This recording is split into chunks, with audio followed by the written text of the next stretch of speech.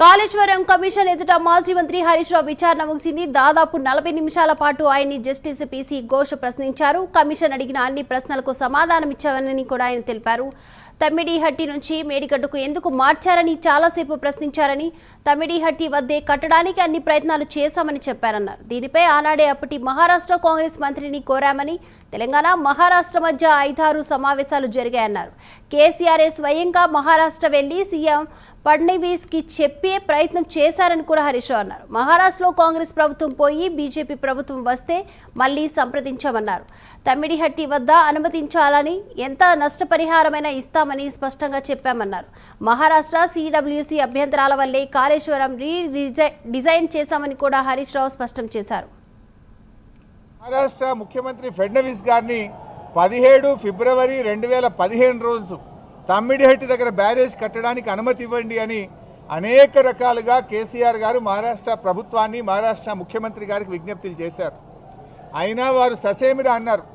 ఫడ్నవీస్ గారు మాట్లాడుతూ, మాకంటే ముందు 7 ఏళ్లు కాంగ్రెస్ ప్రభుత్వం ఉండే, 7 ఏళ్లు కాంగ్రెస్ ప్రభుత్వం తమ్మిడిహట్టి దగ్గర ఒప్పుకోనప్పుడు ఇవాళ నేను బీజేపీ గవర్నమెంట్, ఆ రోజు తమ్మిడిహట్టి దగ్గర కట్టొద్దని నేనే ధర్నాలు చేసినా, పోరాటాలు చేసినా, ఇవాళ నేనెట్లా ఒప్పుకుంటా, రాజకీయంగా అది ఎట్లా సాధ్యమవుతుంది, ఒప్పుకునే ప్రశ్నే లేదని ఆ రోజు ఖరాఖండిగా మహారాష్ట్ర ముఖ్యమంత్రి గారు కేసీఆర్ గారికి చెప్పారు.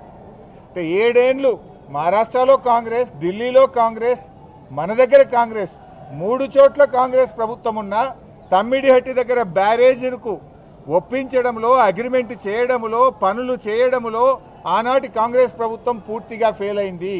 నాటి కాంగ్రెస్ ప్రభుత్వంలో ఉత్తమ్ కుమార్ రెడ్డి, కోమటిరెడ్డి వెంకటరెడ్డి, శ్రీధర్ బాబు వీళ్ళే తెలంగాణ ప్రాంతం నుంచి మంత్రులుగా ఉన్నారు.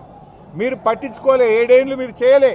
బట్ అయినా మేము అన్ని రకాలుగా ప్రయత్నం చేశాం. ఇంత మధ్యలోనే, ఈ సమయంలోనే సెంట్రల్ వాటర్ కమిషన్ తమ్మిడిహట్టి దగ్గర నీళ్లు లేవు అని 2 లేఖలు రాసింది. 2 లేఖల్లో స్పష్టంగా అక్కడ నీటి లభ్యత తక్కువ ఉంది, మీరు ప్రత్యామ్నాయం చూసుకోండి అని మనకు కేంద్ర సిడబ్ల్యూసి మనకు చెప్పడం జరిగింది. అదేవిధంగా అదే సిడబ్ల్యూసి మీరు కట్టిన రిజర్వాయర్లు తక్కువ ఉన్నాయి, రిజర్వాయర్ల సంఖ్య పెంచుకోండి అని కూడా చెప్పింది. ఇవన్నీ లెటర్లు కూడా ఈరోజు కమిషన్కి ఇచ్చాను. సిడబ్ల్యూసి నుంచి వచ్చిన 3 లేఖలు ఈరోజు కమిషన్కి ఇచ్చాం.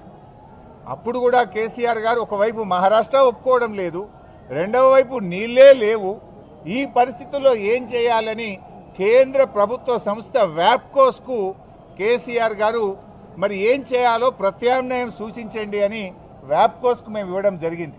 వ్యాప్కోస్ ఎవరో అల్లాటప్ప సంస్థ కాదు, అది సిడబ్ల్యూసిలో అంతర్భాగము, కేంద్ర జలవనరుల శాఖలో అంతర్భాగము. ఆ వ్యాప్కోస్కి ఇస్తే వ్యాప్కోస్ లైడార్ సర్వే చేసి డీటెయిల్డ్గా ఎగ్జామిన్ చేసి మాకు మేడిగడ్డ దగ్గర నీటి లభ్యత ఉంటుంది, అక్కడ ప్రాజెక్టు కట్టుకోండి అని వ్యాప్కోస్ అనే సంస్థ చెప్పింది. ఆ వివరాలు కూడా కమిషన్కి అందించాం.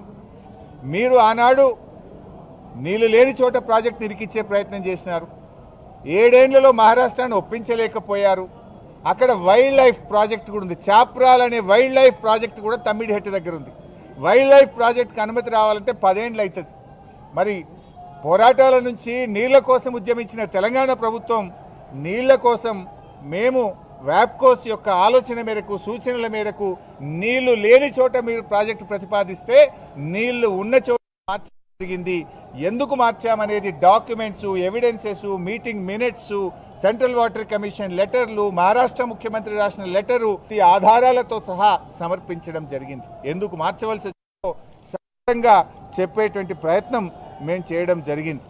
కాళేశ్వరం కార్పొరేషన్కు కేబినెట్ అనుమతి ఉందా అని అడిగారు.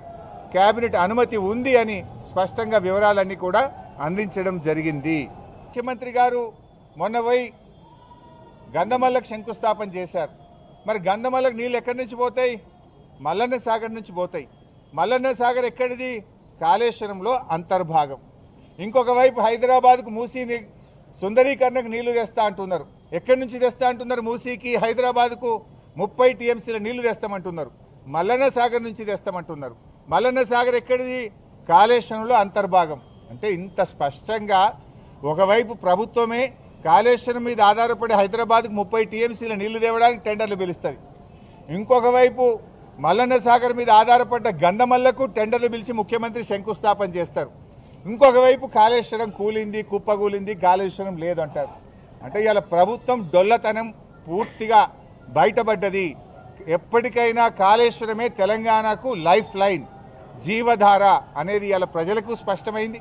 కమిషన్ ముందు కూడా చాలా వివరంగా అన్ని కూడా మేము ఏది నోటి మాటగా చెప్పలే, విత్ డాక్యుమెంటరీ ఎవిడెన్స్, సాక్ష్యాధారాలతో సహా గత ప్రభుత్వంలో తీసుకున్న నిర్ణయాలు, సిడబ్ల్యూసి రిపోర్ట్లు, వ్యాప్కోస్ రిపోర్ట్లు, కేబినెట్ నిర్ణయాలు అన్ని కూడా ఆధారాలతో సహా కమిషన్ కోరిన విధంగా మేము సబ్మిట్ చేయడం జరిగింది.